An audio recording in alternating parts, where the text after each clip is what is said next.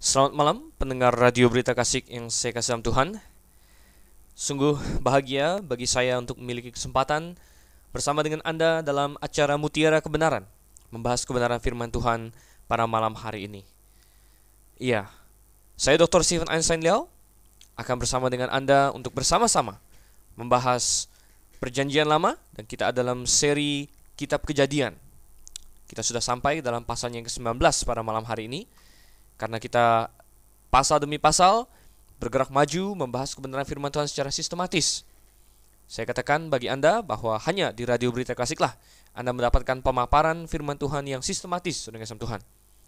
Di mana mulai dari setiap pasal perjanjian baru sudah dibahas dalam acara Through the Bible oleh Dr. Soento Liao. Dan pasal-pasal dalam perjanjian lama juga akan kita bahas dalam acara Mutiara Kebenaran ini. Baiklah, pendengar sekalian yang saya kasih dalam Tuhan, saya ajak kita untuk membuka Alkitab kita bersama pada saat ini. Kita buka Alkitab kita di dalam Kejadian pasalnya yang ke-19. Nah, sebelum kita mulai lebih lanjut, saya ajak kita untuk berdoa terlebih dahulu. Bapa di surga, kami ucap syukur ya Tuhan, karena Engkau begitu baik kepada kami. Engkau telah menyediakan segala kasih karunia yang begitu besar untuk kami. Bahkan termasuk malam ini kami dapat berkumpul bersama, walaupun di udara ya Tuhan, teknologi yang Kau ciptakan bagi manusia untuk bisa siaran radio, kesempatan firman-Mu terutama yang Engkau jaga, Engkau pelihara bagi kami semua pada pagi hari ini. Tuhan, kami mengucap syukur untuk itu. Kami ingin merenungkannya ya Tuhan pada saat ini. Kiranya Engkau yang memimpin kami semua agar kami dapat merenungkannya dengan baik dan kami sampai kebenaran firman-Mu. Oh Tuhan, kami sungguh berdoa dan kami mengucap syukur dalam nama Yesus Kristus, Tuhan dan Juru Selamat kami yang hidup. Amin. Baik, Bapak Ibu Saudara yang kasih dalam Tuhan, mari kita buka Alkitab kita bersama-sama di dalam Kejadian pasalnya yang ke-19 ya. Kejadian pasalnya yang ke-19. Kalau Anda memiliki Alkitab dekat Anda, mari kita membukanya bersama-sama dan saya akan baca dulu ayat 1 hingga ayatnya yang ketiga. Kedua malaikat itu tiba di Sodom pada waktu petang. Lot sedang duduk di pintu gerbang Sodom dan ketika melihat mereka, bangunlah ia menyongsong mereka lalu sujud dengan mukanya sampai ke tanah serta berkata, "Tuan-tuan, silakanlah singgah ke rumah hamba-Mu ini, bermalamlah di sini dan basuhlah kakimu, maka besok pagi tuan-tuan boleh melanjutkan perjalanannya." Jawab mereka, "Tidak, kami akan bermalam di tanah lapang." Tetapi karena ia sangat mendesak mereka, singgahlah mereka dan masuk ke dalam rumahnya. Kemudian ia menyediakan hidangan bagi mereka. Ia membakar roti yang tidak beragi, lalu mereka makan. Pasal 19 melanjutkan cerita di pasal 18, di mana ada 3 orang, saudara yang kasih Tuhan, yang mengunjungi Abraham. Dan kita tahu bahwa salah satu dari ketiga orang itu tidak lain adalah Tuhan sendiri, yaitu Yesus Kristus, di dalam wujudnya sebelum dia menjadi manusia, saudara yang kasih Tuhan, atau yang kita sebut sebagai tubuh pre-inkarnasinya, datang untuk menghampiri Abraham. Sedangkan duanya lagi adalah 2 orang yang ikut dengan dia, maksudnya dalam rupa orang, dan kita diberitahu di pasal 19 ini bahwa sebenarnya mereka berdua adalah malaikat, saudara yang kasih Tuhan. Dan ini memberitahu kita bahwa malaikat memang bisa mengambil rupa manusia, bahkan bisa dipegang, disentuh, bercakap-cakap, bukan semacam fantasi atau fantom atau hologram begitu, tetapi sungguh-sungguh memiliki materi, mengambil tubuh yang memiliki materi, saudara yang kasih Tuhan. Dan kita lihat, saudara yang kasih Tuhan, kedua malaikat itu pergi bergerak ke arah Sodom pada waktu itu. Dan di pasal 18 kita sudah lihat bagaimana Tuhan menyatakan bahwa keluh kesah manusia atau orang-orang tentang Sodom sudah begitu luar biasa dan sudah mencapai Tuhan, dan Tuhan ingin turun melihat-lihatnya. Tentu bukan berarti bahwa Tuhan tidak tahu apa yang terjadi tanpa turun melihat-lihat, tetapi ini semacam suatu untuk menunjukkan kepada manusia bahwa memang Tuhan sudah melihatnya. Dan kita temukan di sini bahwa rupanya kedua orang yang adalah malaikat tadi itu yang bersama-sama dengan Abraham, yang Abraham jamu di siang harinya, pada petang harinya barulah mereka mendekat kepada kota Sodom, saudara yang kasih Tuhan.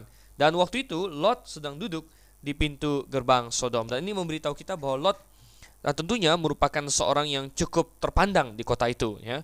Cukup terpandang karena apa? Biasanya orang-orang terpandang atau tua-tua lah yang duduk di gerbang kota, dan kita mendapatkan dari penemuan-penemuan arkeologi bahwa biasanya di gerbang kota itu ada tempat duduk, saudara yang ada tempat duduk, dan di gerbang kota lah pada zaman itu diadakan transaksi bisnis, diadakan pertemuan-pertemuan penting, dan orang-orang yang lebih berpengaruh biasanya akan duduk di gerbang kota, saudara, dan Lot pada saat itu sedang duduk di situ.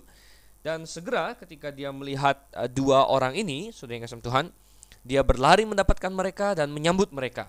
Dan kita melihat di sini sama seperti Abraham juga menyambut sangat baik ketiga orang tamunya, demikian juga Lot menyambut mereka dengan sangat baik. Tentunya ini merupakan suatu kebiasaan yang sangat baik, yaitu menyambut tamu dengan sangat-sangat ramah, saudara yang kasih Tuhan. Dan memang adalah kebiasaan pada zaman itu bahwa tamu diperlakukan dengan sangat spesial. Tetapi sama seperti Abraham, mungkin juga Lot ada sedikit banyak curiga bahwa tamu yang datang ini adalah lain daripada yang lain. Kita akan melihat mengapa demikian selanjutnya, ya. Mungkin dia agak curiga bahwa ini adalah seorang tamu yang lain daripada yang lain, ya. Dan Lot, ya, berkata atau langsung mengundang mereka untuk bermalam di rumahnya. Nah, pada awalnya kedua malaikat ini menolak, saudara yang kasih Tuhan. Mereka berkata, tidak, ya, kami tidak mau, ya. Kami mau bermalam di padang saja. Tapi saudara yang kasih Tuhan, Lot tentunya yang sudah sekian tahun tinggal di daerah Sodom, dia tahu persis kebejatan orang-orang Sodom. Dia tahu persis bahwa itu adalah hal yang sangat berbahaya sekali. Itu kalau orang-orang itu sampai bermalam di padang, saudara yang kasih Tuhan, maka mereka terancam untuk dilecehkan secara seksual, bahkan bisa jadi sampai dengan mengalami kematian, saudara yang kasih Tuhan. Dan kita lihat di sini bahwa Lot mendesak mereka, katanya, dengan sangat. Nah, dan akhirnya mereka menerima tawaran keramahan dari Lot ini dan mereka masuk ke dalam rumahnya, saudara yang kasih Tuhan, ya. Dan menarik sekali kita dapatkan bahwa mereka akhirnya makan malam di sana. Kita kan Lot membakar roti yang tidak beragi lalu mereka makan. Makanan yang disantap ini cukup unik, saudara yang kasih Tuhan, yaitu roti yang tidak beragi. Dan ini adalah kali pertama kata ragi muncul dalam Alkitab.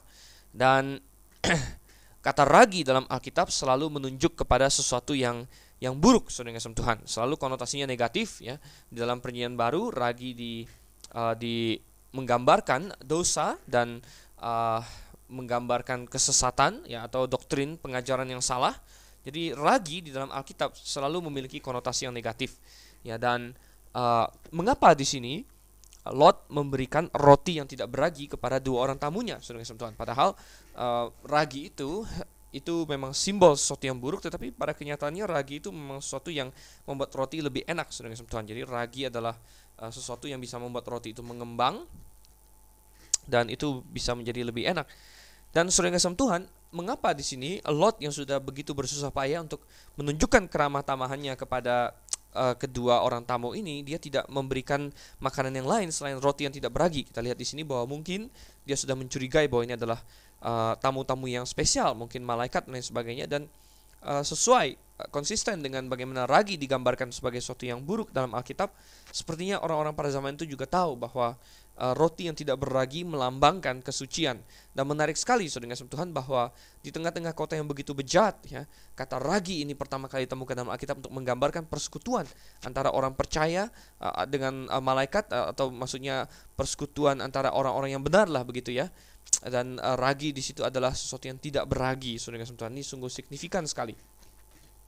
Nah, kita lihat, saudara yang Tuhan, mereka makan dan dikatakan ia membakar roti, dan Alkitab mengatakan Lot yang membakar roti, dan mungkin, ya, istrinya kurang begitu senang dengan kedatangan tamu-tamu ini sehingga Lot yang membakar roti, saudara yang Tuhan. Tetapi kita tidak usah terlalu banyak berangan-angan tentang hal itu. Kita lanjutkan saja dari ayat yang keempat hingga ayatnya yang ke-11, ya. Ayat yang keempat hingga ayat yang ke-11 berbunyi demikian. Tetapi sebelum mereka tidur, orang-orang lelaki dari kota Sodom itu, dari yang muda sampai yang tua, bahkan seluruh kota tidak ada yang terkecuali, datang mengepung rumah itu. Mereka berseru kepada Lot, "Di manakah orang-orang yang datang kepadamu malam ini? Bawalah mereka keluar kepada kami, supaya kami pakai mereka." Lalu keluarlah Lot menemui mereka ke depan pintu, tetapi pintu ditutupnya di belakangnya. Dan ia berkata, "Saudara-saudaraku, janganlah kiranya berbuat jahat. Kamu tahu aku mempunyai 2 orang anak perempuan yang belum pernah dijamah laki-laki. Baiklah mereka aku bawa keluar kepadamu, perbuatlah kepada mereka seperti yang kamu pandang baik. Hanya jangan kamu apa-apakan orang-orang ini, sebab mereka memang datang untuk berlindung di dalam rumahku. Tetapi mereka berkata, enyahlah. Lagi kata mereka, orang ini datang ke sini sebagai orang asing dan ia mau menjadi hakim atas kita. Sekarang kami akan menganiaya engkau lebih daripada kedua orang itu. Lalu mereka mendesak orang itu, yaitu Lot, dengan keras, dan mereka mendekat untuk mendobrak pintu. Tetapi kedua orang itu mengulurkan tangannya, menarik Lot masuk ke dalam rumah lalu menutup pintu. Dan mereka membutakan mata orang-orang yang di depan pintu rumah itu, dari yang kecil sampai yang besar, sehingga percumalah orang-orang itu mencari-cari pintu.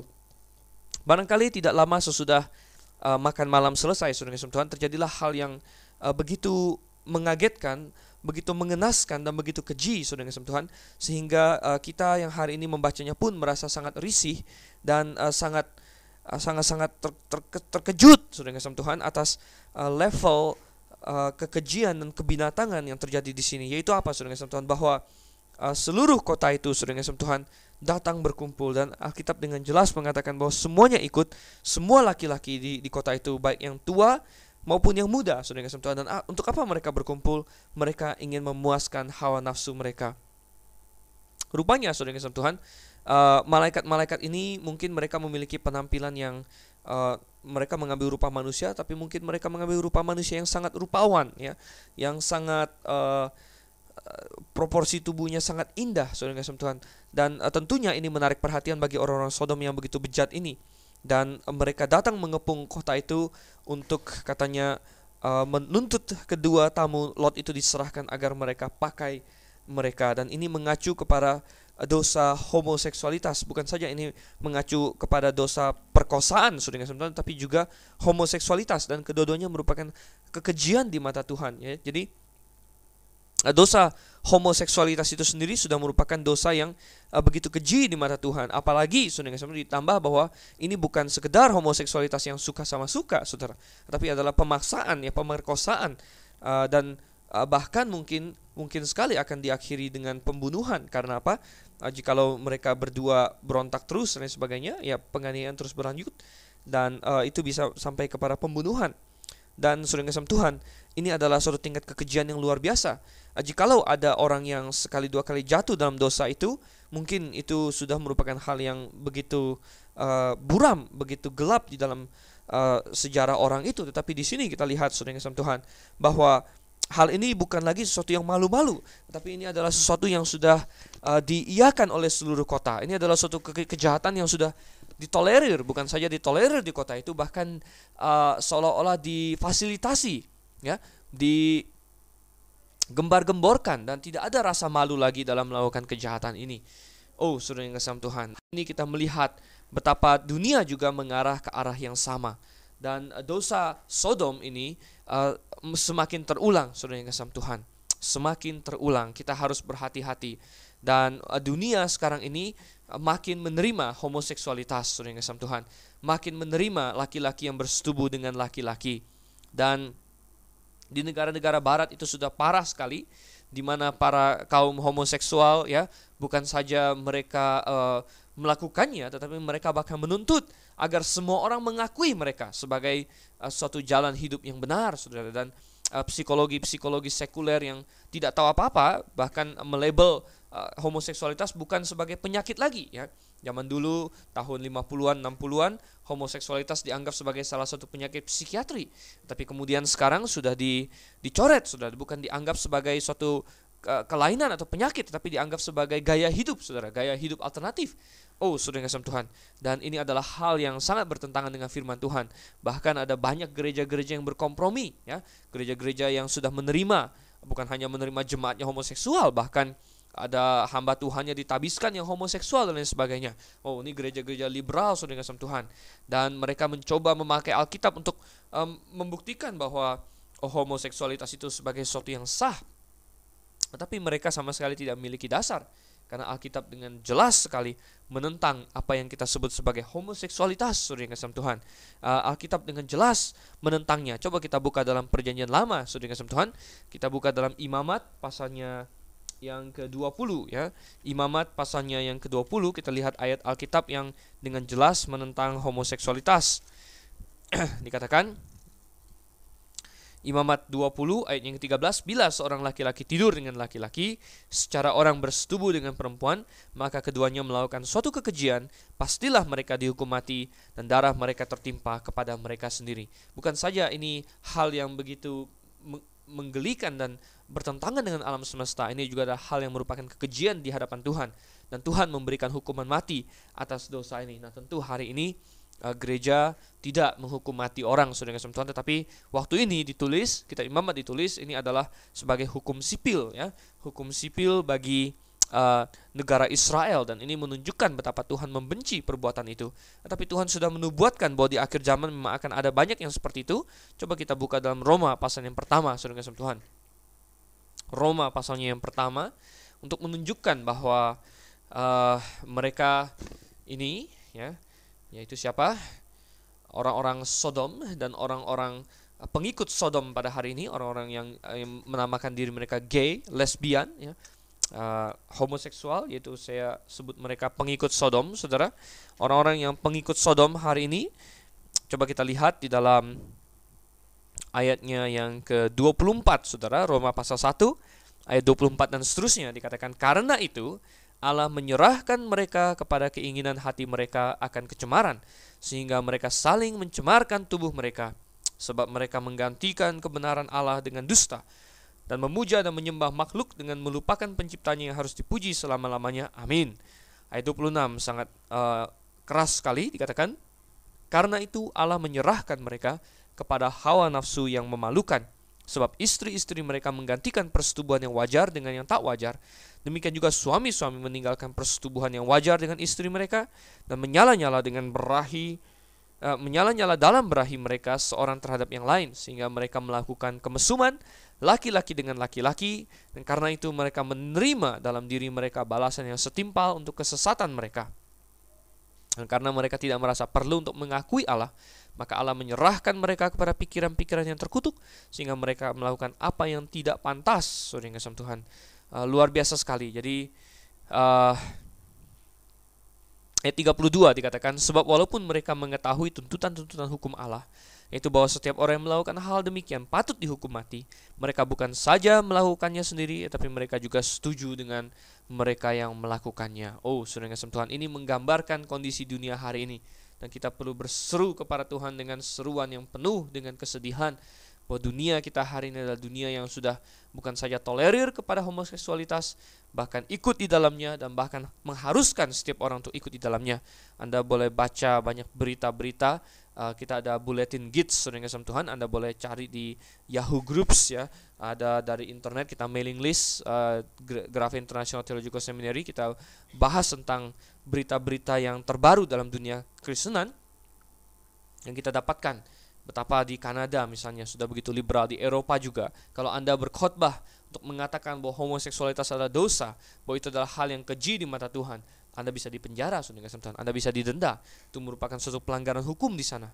Oh, saudara kasih Tuhan, sudah datang saatnya di mana manusia kembali akan ditindas. Ya, manusia yang ingin hidup beribadah di dalam Yesus Kristus, kata Paulus, pasti menderita aniaya, saudara kasih Tuhan. Pasti menderita aniaya, kata Tuhan. Dan ini terbukti, saudara yang kasih Tuhan, banyak sudah kasus di mana ada orang Kristen yang tidak mau misalnya menerima orang gay, orang homoseksual di dalam pekerjaannya, memberikan pekerjaan kepada mereka, di dalam staf mereka itu dipenjarakan ya, itu atau didenda, saudara yang kasih Tuhan, di sidang. Dan ini menggambarkan, oh saudara yang kasih Tuhan, betapa luar biasa bejat manusia. Tetapi kita lihat mereka memiliki suhu, mereka memiliki guru ya, yaitu kota Sodom. Dan kota Sodom, saudara yang kasih Tuhan, sudah mendekat kepada sesuatu yang sangat memalukan, di mana satu kota, saudara yang kasih Tuhan, melakukannya ya, seluruhnya, dari yang tua, saudara yang kasih Tuhan, bahkan orang tua sekalipun sudah tidak memiliki rasa malu lagi. Nah, terhadap tuntutan orang-orang Sodom ini, rupanya Lot tidak mau menyerah, dan dia keluar, saudara yang kasih Tuhan. Dia ingin melindungi tamunya. Mungkin dia sudah tahu bahwa tamunya ini adalah tamu yang spesial, tamu sorgawi, sehingga dia ingin melakukan apa saja untuk melindungi mereka. Bahkan, saudara yang kasih Tuhan, apa yang sulit untuk kita pahami, dia bahkan menawarkan 2 orang putrinya yang masih perawan untuk dipakai oleh mereka. Nah, sebagai orang Kristen di zaman sekarang ini, tentu kita tidak bisa mengerti apa yang sedang merasuki Lot ini. Ya, mungkin dia dalam kondisi bingung saat itu, mungkin dia dalam kondisi kacau, terdesak dan lain sebagainya. Tetapi saudara yang kasih Tuhan, fakta bahwa dia masih memiliki 2 orang anak putri yang perawan, saudara, di tengah-tengah suatu kota yang begitu bejat, ya, membuktikan bahwa Lot masih memiliki standar moral yang baik sebenarnya, ya.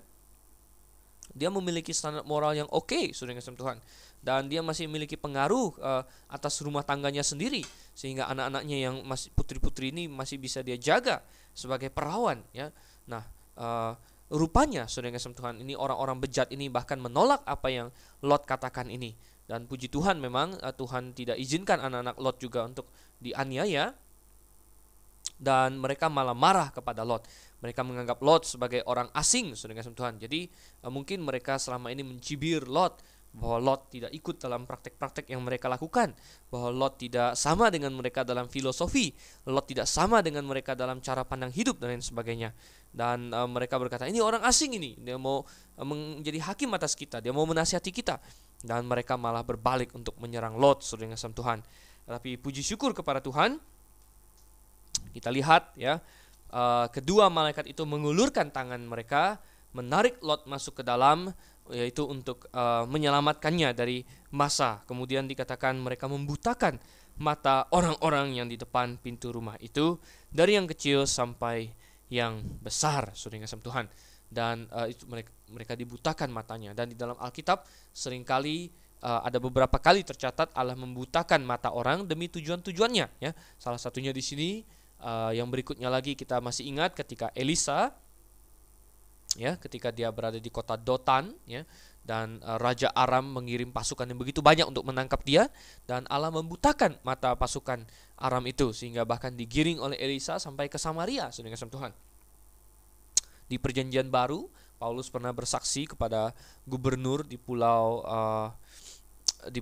yang dekat dengan Mediterania di situ, ya, dan kita dapatkan bahwa ada seorang tukang sihir Yahudi bernama Bar Yesus, saudara yang kasih Tuhan, yang mengacau, dan Tuhan juga membutakan matanya untuk sementara. Dan sepertinya yang di dalam kejadian ini, mata mereka dibutakan ini bukan buta total, tapi mereka dibuat bingung dan tidak dapat menemukan pintu itu, saudara yang kasih Tuhan. Dan ini adalah kerja supranatural. Dan kalau Lot sampai saat ini masih baru curiga-curiga saja, yang kedua orang ini adalah tamu yang spesial, maka saat ini tentunya dia sudah yakin dan percaya bahwa kedua orang ini memang adalah malaikat utusan Tuhan. Oke, ayatnya yang ke-12 sampai ayatnya yang ke-14 sekarang, saudara. Lalu kedua orang itu berkata kepada Lot, siapakah kaummu yang ada di sini lagi? Menantu atau anakmu laki-laki, anakmu perempuan, atau siapa saja kaummu di kota ini? Bawalah mereka keluar dari tempat ini, sebab kami akan memusnahkan tempat ini, karena banyak keluh kesah orang tentang kota ini di hadapan Tuhan. So itulah Tuhan mengutus kami untuk memusnahkannya.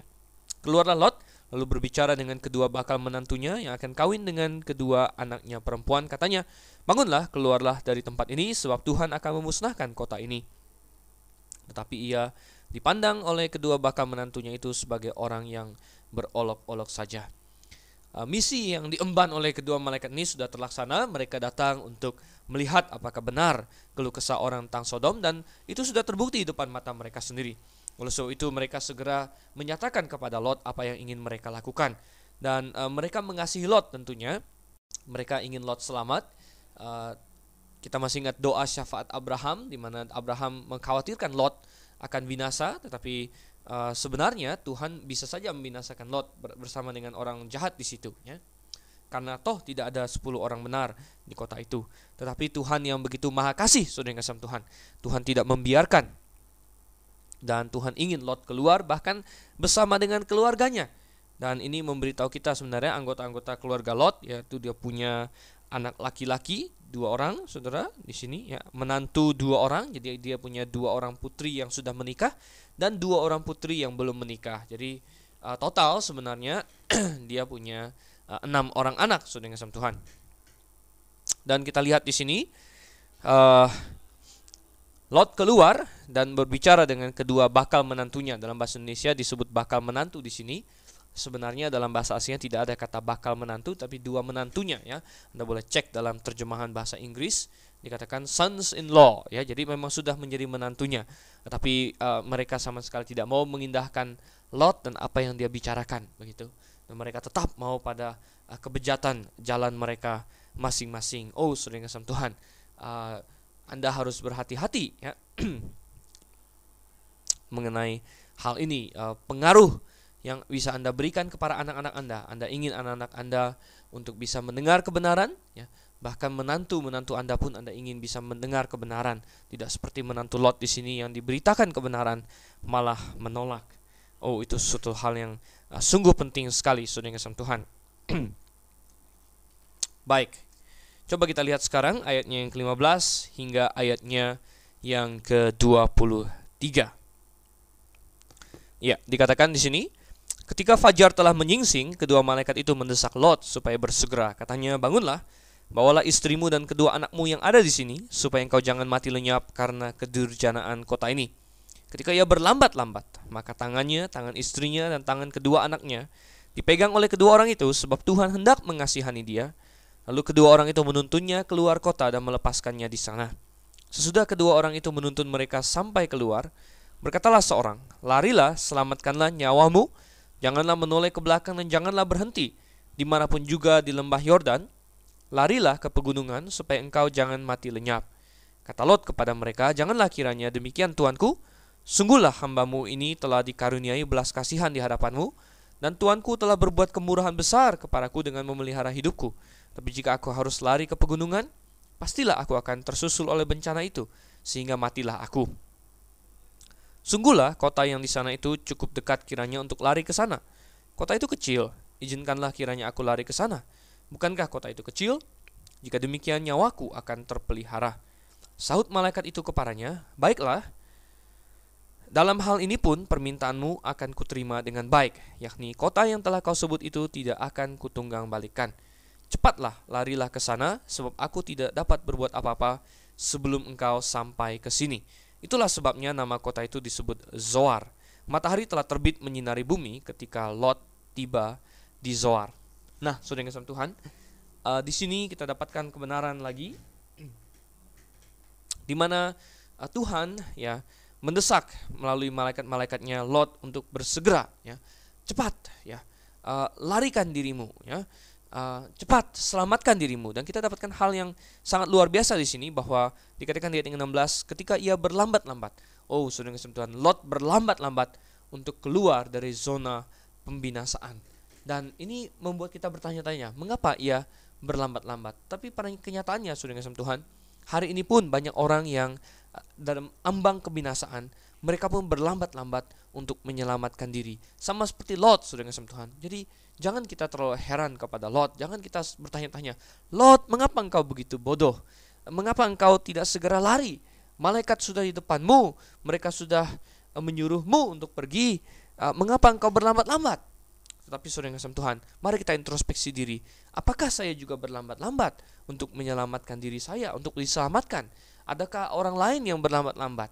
Dan kita perlu lihat hal ini, saudara yang kasih Tuhan. Nah, coba kita analisa sebentar, saudara yang kasih Tuhan. Mengapakah ada orang yang berlambat-lambat dalam masalah keselamatan?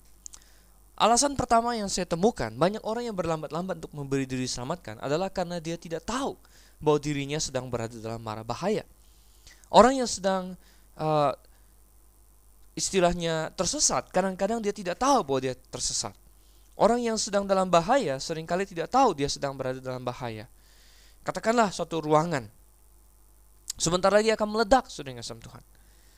Dan Anda tidak tahu itu, maka Anda tidak akan bergegas-gegas untuk keluar dari situ.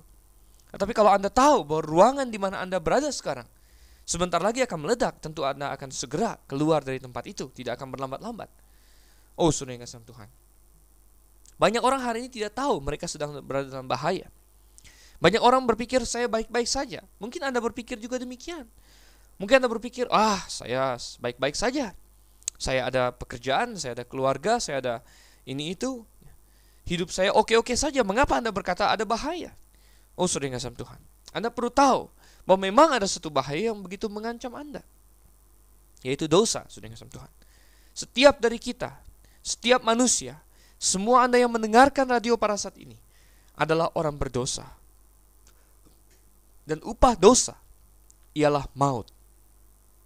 Di dalam Alkitab dikatakan Roma 6 ayat 23, upah dosa ialah maut. Kapan saja kita mati, saudara yang kasih Tuhan, maka kita akan masuk neraka jikalau kita adalah orang berdosa.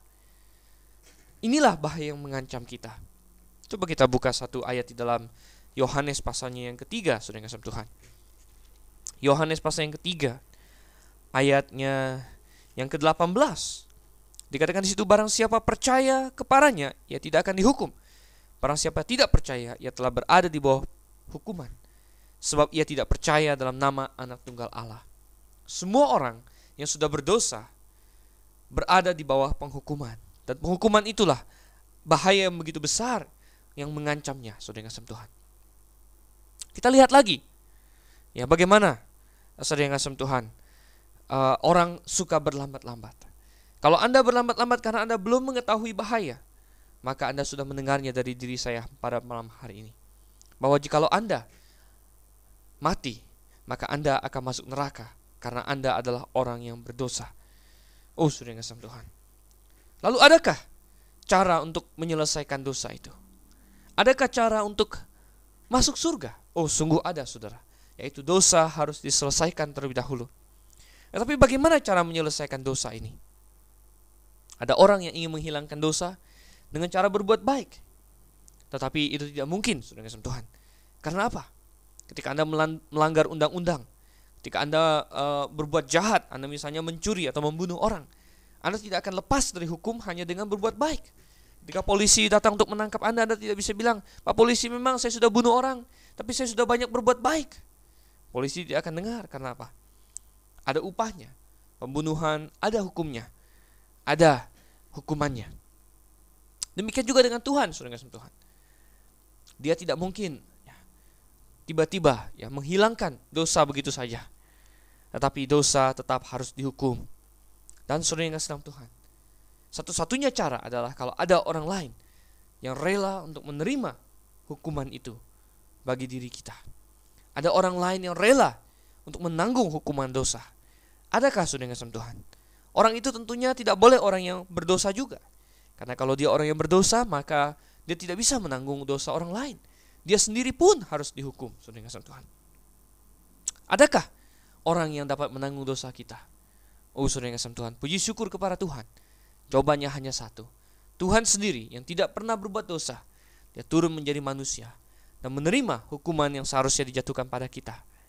Bagaikan, saudara yang kasih Tuhan, seorang hakim yang begitu adil ketika anaknya berbuat salah, saudara yang kasih Tuhan. Sebagai hakim yang adil, dia tetap memukulkan palu tanda bahwa anaknya itu harus dihukum. Anaknya tetap harus didenda.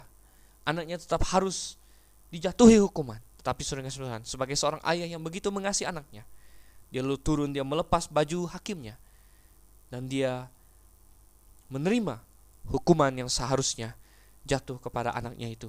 Demikian juga Tuhan yang begitu mengasihi manusia. Sehingga, saudara yang kasih Tuhan, kita lihat bahwa akhirnya manusia itu sendiri Tuhan gantikan. Tuhan yang menerima hukuman itu, yaitu siapa, saudara? Melalui Tuhan Yesus Kristus, yang adalah Allah yang menjelma menjadi manusia. Itulah, saudara yang kasih Tuhan, berita Injil. Kalau Anda belum menyadari bahaya yang telah mengancam Anda, ketahuilah. Dan Anda juga ketahuilah cara untuk keluar dari bahaya itu, yaitu dengan percaya dan bertobat. Bertobat dan percaya kepada Yesus Kristus. Percaya apa, saudara? Percaya bahwa dia adalah Tuhan yang datang menjadi manusia. Percaya bahwa dia mati di atas kayu salib untuk menggantikan semua dosa Anda. Percaya bahwa Allah membangkitkan dia dari antara orang mati pada hari yang ketiga. Percaya bahwa dia kini di sorga. Dan percaya bahwa kita harus bertobat dan menerima dia sebagai Tuhan Juru Selamat untuk dapat diselamatkan. Jikalau kita percaya akan hal itu, saudara yang kasih Tuhan, maka kita beroleh keselamatan. Di dalam Roma, saya bukakan Roma pasalnya yang ke-10, ayat yang ke-9 dan yang ke-10 dikatakan, sebab jika kamu mengaku dengan mulutmu bahwa Yesus adalah Tuhan, dan percaya dalam hatimu bahwa Allah telah membangkitkan dia dari antara orang mati, maka kamu akan diselamatkan. Karena dengan hati orang percaya dan dibenarkan, dan dengan mulut orang mengaku dan diselamatkan. Oh, saudara yang kasih Tuhan, luar biasa sekali firman Tuhan di tempat ini. Dan kita lihat, saudara yang kasih Tuhan, mengapa Anda perlu berlambat-lambat? Anda sudah tahu bahaya mengancam Anda sudah tahu pula cara untuk mendapatkan keselamatan itu. Jangan berlambat-lambat seperti Lot, saudara yang kasih Tuhan. Mungkin selain orang yang tidak tahu bahaya, ada orang yang berlambat-lambat juga karena dia merasa dia perlu menunggu perasaannya siap untuk menerima Yesus. Oh, saudara yang kasih Tuhan, kadang-kadang ada kita ajak dia, ayo percaya kepada Yesus. Oh, saya belum mood katanya. Ya, saya belum perasaan saya belum tergugah. Oh, itu omong kosong, saudara yang kasih Tuhan. Ketika kita sadar akan bahaya itu, maka tidak peduli perasaan kita. Kalau kita bijaksana, kita perlu untuk meloloskan diri. Karena ketika bencana itu datang, tidak peduli perasaan Anda akan hilang, hanyut, hancur, saudara yang kasih Tuhan. Misalnya soal sebuah gunung berapi akan meletus. Anda sudah diperingatkan, ayo cepat mengungsi. Gunung bisa meletus kapan saja. Mungkin ada orang yang berkata, oh saya belum siap, saya masih kangen dengan tempat ini. Atau perasaan saya tidak enak menyuruh saya untuk pergi sana kemari. Saya ingin tinggal dulu sebentar di sini. Berlambat-lambat, tetapi ketika bencana datang, saudara, tidak peduli perasaan Anda toh akan binasa. Jangan anggap main-main. Masalah bahaya yang mengancam kita adalah masalah kekekalan, yaitu neraka yang kekal, saudara yang kasih Tuhan, api yang tak pernah padam. Marilah kita meloloskan diri dari hal-hal seperti itu.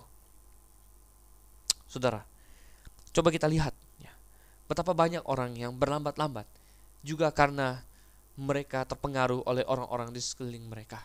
Lot barangkali ada menunggu, dia berharap atau dia menunggu, mungkin saya ingin pergi, kalau anak saya ingin ikut pergi, semuanya, anak laki saya, segala macam. Ada orang yang ingin percaya Yesus, kalau temannya ikut percaya, atau kalau keluarganya ikut percaya, atau kalau si A ikut percaya, si B ikut percaya. Oh, salah, saudara yang kasih Tuhan. Malaikat menarik lengan Lot dan kedua anaknya dan istrinya, dan memaksa mereka untuk keluar, saudara yang kasih Tuhan. Dan tidak perlu lagi menunggu kedua orang anaknya laki-laki atau kedua menantunya laki-laki, ya, yang tidak mau, saudara kasih Tuhan. Kalau orang lain tidak mau, jangan ditunggu. Anda ambil keputusan, karena bisa saja, saudara kasih Tuhan, bisa saja Anda terlambat kalau Anda berlambat-lambat. Atau mungkin ada orang yang malu dengan temannya, malu kalau dia percaya kepada Tuhan dan lain sebagainya. Jangan malu, saudara. Kalau Anda perlu untuk menerima Yesus sebagai juru selamat malam ini, lakukanlah. Ketahuilah, Anda malu dilihat orang, malu diketahui orang. Orang-orang itu tidak dapat menolong Anda sedikit pun ketika Anda berdiri di hadapan Tuhan. Dan Tuhan bertanya kepadamu, apakah yang kau lakukan dengan Yesus Kristus yang telah mati bagimu? Apakah engkau menolaknya? Apakah engkau menerimanya?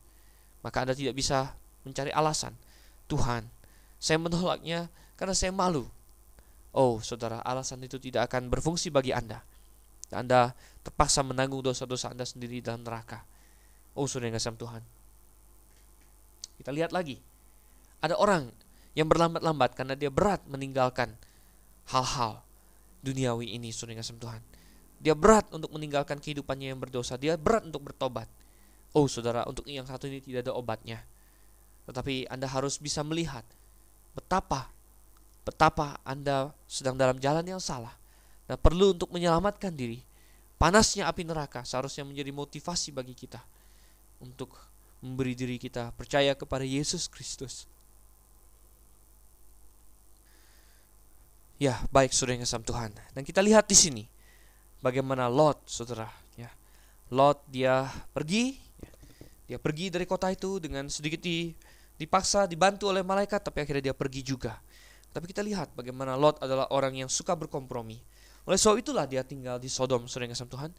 Orang yang memisahkan diri dari dunia ini, dia tidak akan tinggal di Sodom, dia tidak akan betah di situ. Dia akan pergi jauh-jauh. Kita tahu bahwa Lot tinggal di Sodom karena masalah ekonomi. Di situ ada harta yang melimpah. Tetapi kini dia harus meninggalkan semuanya itu dengan berat hati, saudara kasih Tuhan. Dan Tuhan suruh dia pergi ke gunung, saudara. Tetapi dia tidak mau. Dia malah meminta untuk pergi ke kota lain yang kecil. Mungkin dia pikir kalau dia pergi ke gunung, tidak ada lagi kesempatan untuk mencari harta yang banyak dan lain sebagainya.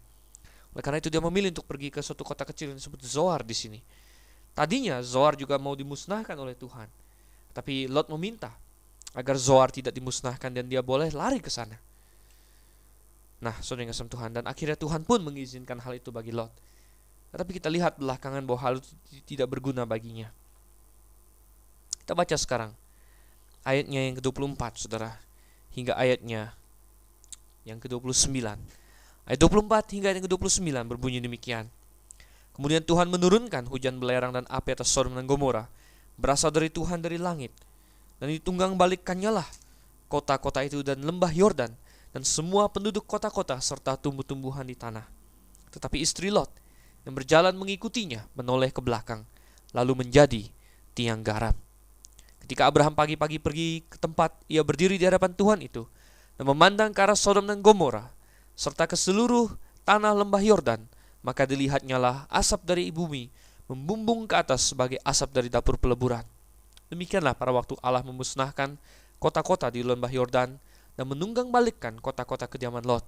Maka Allah ingat kepada Abraham, lalu dikeluarkannya lah Lot dari tengah-tengah tempat yang ditunggang balikkan itu. Akhirnya Tuhan menurunkan hujan belerang, saudara kasih Tuhan. Dikatakan di sini, Tuhan menurunkan ya hujan belerang, saudara yang kasih Tuhan, ya. Dan api, saudara yang kasih Tuhan. Ada belerang, ada api. Sudah akhirnya kota yang begitu bejat itu mendapatkan balasannya yang setimpal. Menarik sekali. Itu kita temukan di sini ada beberapa hal, saudara. Abraham melihat ke arah kota itu dan melihat kota itu dihancurkan. Tentunya Abraham tahu bahwa tidak ada 10 orang yang benar di kota itu. Oleh sebab itulah Tuhan tetap menghancurkannya. Tetapi menarik sekali bahwa Tuhan menyelamatkan Lot, dikatakan di sini, karena dia ingat akan Abraham, saudara kasih Tuhan. Abraham yang telah berdoa untuk Lot, ya, berhasil membuat perbedaan sehingga Lot diselamatkan. Ini seharusnya membuat kita semakin semangat lagi untuk berdoa bagi orang-orang sanak famili kita, bagi orang-orang yang butuh doa-doa kita, karena banyak hal bisa berubah karena doa, saudara, dan banyak hal yang bisa bahkan diselamatkan karena doa. Ada satu catatan yang sedih di dalam ayat-ayat ini, yaitu tentang istri Lot, saudara kasih Tuhan. Dikatakan istri Lot yang berjalan mengikutinya menoleh ke belakang, lalu menjadi tiang garam. Istilah menoleh ke belakang di sini memiliki pengertian bahwa dia berlambat-lambat, bahwa dia terus melihat ke belakang. Mungkin dia sempat berjalan balik ke sana, saudara kasih Tuhan. Yang jelas dia tidak bersama dengan suaminya, sehingga dia menjadi tiang garam. Mungkin dia tertimpa oleh salah satu dari belerang atau batu yang panas, dan sehingga dia jatuh di situ, saudara kasih Tuhan. Dan ketika dia jatuh di situ, mungkin berbagai hal yang turun menghunjam asapnya dan lain sebagainya, saudara kasih Tuhan, membekukan dia di situ. Dan secara proses cepat maupun gradual, akhirnya dia menjadi sebuah tiang garam. Oh, saudara kasih Tuhan, Yesus pernah mengacu kepada istri Lot ini di dalam Lukas, saudara kasih Tuhan. Lukas pasalnya yang ke-17, dia pernah mengajak kita untuk mengingat akan istri Lot. Kita buka Lukas 17, ayatnya yang ke-32 dan ayatnya yang ke-33, saudara. Lukas 17, ayat 32 dan ayat yang ke-33. Ingatlah akan istri Lot, kata Tuhan. Barang siapa berusaha memelihara nyawanya, ia akan kehilangan nyawanya. Dan barang siapa kehilangan nyawanya, ia akan menyelamatkannya. Oh, saudara, istri Lot lebih mementingkan hartanya. Mungkin teringat akan dia, harta benda ternak, ya, deposito kalau hari ini, saudara, rumah dan sebagainya yang ditinggalkan di sana. Oh, saudara, dan dia kembali, dia berlambat-lambat, dia menoleh ke belakang. Benarlah yang Yesus katakan, di mana hartamu berada, di situ pun hatimu berada. Luar biasa, saudara kasih Tuhan, apa yang kita lihat di sini, betapa apa yang Tuhan lakukan ini. akhirnya membuat kita harus merenung. Apakah yang lebih saya pentingkan dalam hidup ini? Apakah saya ingin binasa bersama dengan harta benda saya? Ataukah saya ingin mementingkan hal-hal rohani dulu, diselamatkan? Banyak orang hari ini hidupnya tujuannya mencari harta. Saya katakan mencari harta tidak ada habisnya. Anda sudah mendapat, Anda ingin lagi. Anda sudah kaya, Anda ingin lebih kaya lagi. Punya satu mobil, ingin lebih banyak lagi. Tapi saudara yang kasih Tuhan, seringkali orang demikian mengabaikan aspek rohani. Dia tidak datang kepada Tuhan. Dia tidak mau datang kepada Tuhan, saudara. Dan dia seperti istri Lot. Dan Tuhan menyuruh kita untuk mengingat istri Lot. Karena ada suatu pelajaran rohani yang begitu indah yang harus kita petik daripadanya. Tuhan menghancurkan Sodom dan Gomora. Coba kita buka dalam Yudas, saudara. Yudas ayatnya yang ke-7, hanya satu pasal saja. Yudas 7 dikatakan di situ. Sama seperti Sodom dan Gomora dan kota-kota sekitarnya, yang dengan cara yang sama melakukan percabulan dan mengejar kepuasan-kepuasan yang tak wajar, telah menanggung siksaan api kekal sebagai peringatan kepada semua orang, saudara. Sodom dan Gomora menjadi peringatan bagi kita.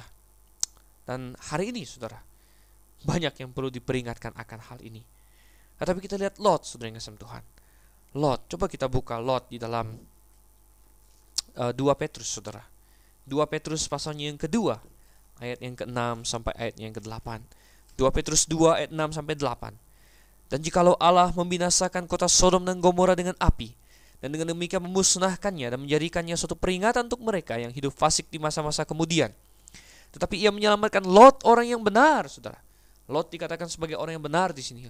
Oleh karena itu saya percaya Lot diselamatkan. Tetapi mengapa, saudara yang kasih Tuhan, dia bisa ada di Sodom? Mengapa dia memiliki hidup yang akhirnya berakhir begitu tragis seperti akan kita baca sebentar lagi? Dia membuat keputusan yang salah, saudara. Dia membiarkan dirinya dipengaruhi oleh hal-hal yang salah. Dia membiarkan, katanya, di ayat yang ke-7 sini, yang terus-menerus menderita oleh cara hidup orang-orang yang tak mengenal hukum dan yang hanya mengikuti hawa nafsu mereka saja. Sebab orang benar ini tinggal di tengah-tengah mereka dan setiap hari melihat dan mendengar perbuatan-perbuatan mereka yang jahat itu, sehingga jiwanya yang benar itu tersiksa. Oh saudara, dikatakan Lot tinggal di tengah-tengah orang fasik, dan itu membuat dia, saudara yang kasih Tuhan, menderita karena dia melihat dan mendengar apa yang mereka lakukan. Oh saudara yang kasih Tuhan, hari ini saya bertanya, adakah kita melihat dan mendengar kefasikan? Oh ya, di mana-mana saudara, Anda buka televisi, Anda melihat dan mendengar kefasikan. Hati-hati, orang Kristen perlu berhati-hati memilah-milah apa yang dia tonton, apa yang dia dengarkan. Musik duniawi, musik rock and roll, dan semua turunannya, jazz, blues, pop, rap, adalah musik-musik yang mengacaukan, ya, mengacaukan kita. Oh saudara yang kasih Tuhan, kita lihat Lot melihat dan mendengar kejahatan, dan keluarganya juga demikian, sehingga istrinya terpengaruh, dan anak-anaknya juga demikian, saudara yang kasih Tuhan. Seperti yang akan kita baca sekarang dari ayat yang ke-30 hingga ayatnya yang ke-38. Dikatakan di sini, pergilah Lot, Kejadian 19 ya, 30-38. Pergilah Lot dari Zoar, dan ia menetap bersama-sama dengan kedua anaknya perempuan di pegunungan. Sebab ia tidak berani tinggal di Zoar, maka diamlah ia dalam suatu gua beserta kedua anaknya. Kata kakaknya kepada adiknya, ayah kita telah tua dan tidak ada laki-laki di negeri ini yang dapat menghampiri kita seperti kebiasaan seluruh bumi. Marilah kita beri ayah kita minum anggur, lalu kita tidur dengan dia supaya kita menyambung keturunan dari ayah kita. Pada malam itu mereka memberi ayah mereka minum anggur, lalu masuklah yang lebih tua untuk tidur dengan ayahnya. Dan ayahnya itu tidak mengetahui ketika anaknya itu tidur dan ketika ia bangun. Keesokan harinya berkatalah kakaknya kepada adiknya, tadi malam aku telah tidur dengan ayah. Baiklah malam ini juga kita beri dia minum anggur. Masuklah engkau untuk tidur dengan dia, supaya kita menyambung keturunan dari ayah kita. Demikianlah juga pada malam itu mereka memberi ayah mereka minum anggur. Lalu bangunlah yang lebih muda untuk tidur dengan ayahnya. Dan ayahnya itu tidak mengetahui ketika anaknya itu tidur dan ketika ia bangun. Lalu mengandunglah kedua anak Lot itu dari ayah mereka. Yang lebih tua melahirkan seorang anak laki-laki dan menamainya Moab. Dialah bapa orang Moab yang sekarang. Yang lebih muda pun melahirkan seorang anak dan menamainya Ben-Ami. Dialah bapa Bani Amon yang sekarang. Oh saudara yang kasih Tuhan, saga Lot berlanjut. Dia sampai di Zoar. Tetapi saya rasa orang-orang Zoar agak curiga bahwa Lot adalah satu-satunya orang yang selamat dari kota Sodom. Dan mungkin mereka curiga sekali dengan dia, dan mereka tidak begitu menerima dia.